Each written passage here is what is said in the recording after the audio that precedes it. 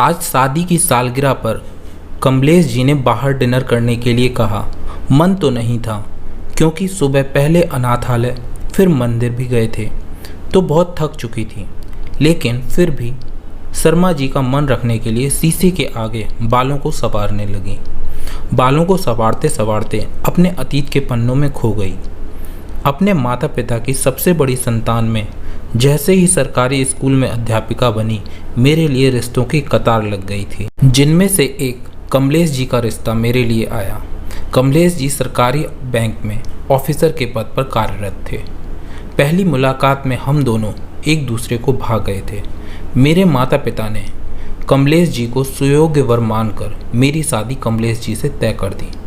बड़े धूमधाम से विवाह के सारे संस्कार हुए। मैं विदा होकर ससुराल आ गई। ससुराल में सभी बहुत अच्छे थे। सास, ससुर, देवर और एक ननद, सभी का व्यवहार मेरे लिए बहुत अच्छा था। शादी के 3 साल तक हम दोनों ने बच्चे के बारे में नहीं सोचा। 3 साल बाद हम दोनों बच्चे के बारे में सोचने लगे, लेकिन शायद भगवान को कुछ और ही मंजूर था। हमारी कोई औलाद ही नहीं हुई।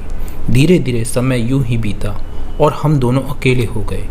सास ससुर अपनी अंतिम यात्रा को चले गए। ननद की शादी हो गई और देवर शादी करके अमेरिका में सेटल हो गया। रिटायरमेंट के बाद हम दोनों ही एक दूसरे के लिए बच्चे बन गए।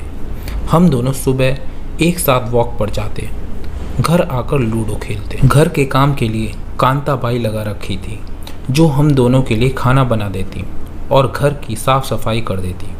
कुछ दिन पहले जब शर्मा जी बीमार पड़े तो बहुत उदास हो गए। कहने लगे, पता नहीं सुनैना, सांसों की डोर कब तक बंधी है। काश हम दोनों की कोई औलाद होती तो मेरे बाद वह तुम्हारा ध्यान रखते और मैं चैन से इस दुनिया को अलविदा कह सकता था। मेरे जाने के बाद तुम बिल्कुल अकेली हो जाओगी। कौन तुम्हारा ध्यान रखेगा? मैंने अपनी उंगली उनके मुंह पर रखी। ऐसा क्यों बोल रहे हैं आप जल्दी ही ठीक हो जाएंगे। हम दोनों का 7 जन्मों का साथ है, अभी इतनी जल्दी छूटने वाला नहीं है। और किसने कहा आपसे कि अगर हमारे बच्चे होते तो वह हमें देखते? इस दुनिया में कितने ही लोग ऐसे हैं जो बच्चे होते हुए भी अकेले अपना जीवन जी रहे हैं। माँ बाप तो यही सोचते हैं कि बच्चे हमारे बुढ़ापे में ख्याल रखेंगे, लेकिन ऐसा होता नहीं है। अगर ऐसा होता तो इतने वृद्धा आश्रम नहीं खुले होते। आपको याद है जो हमें वर्मा जी मिलते हैं बढ़ती उम्र में, जब सबसे ज़्यादा उन्हें अपनी पत्नी की ज़रूरत है, उन्हें अपनी पत्नी से अलग रहना पड़ रहा है, वह भी केवल बच्चों की वजह से। दोनों बेटों ने जायदाद का बंटवारा किया और साथ ही माँ बाप का भी बंटवारा कर दिया।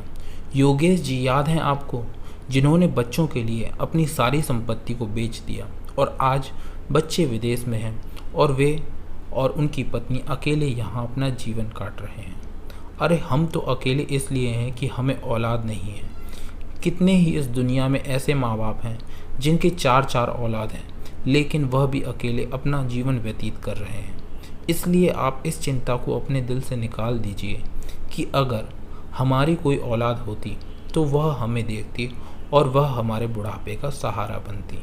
हम दोनों साथ हैं, अपने घर में हैं, जो मर्जी आता है वह करते हैं, जैसा मर्जी करता है वो पहनते हैं, जो खाने का मन करता है वह खाते हैं। लेकिन कई माँ बाप ऐसे हैं जो बच्चों के होते हुए भी ना अपनी मर्जी का खा सकते हैं, ना अपनी मर्जी का पहन सकते हैं। इसलिए आप यह मत सोचो कि हमें औलाद नहीं है, हम दोनों एक दूसरे के लिए काफ़ी हैं।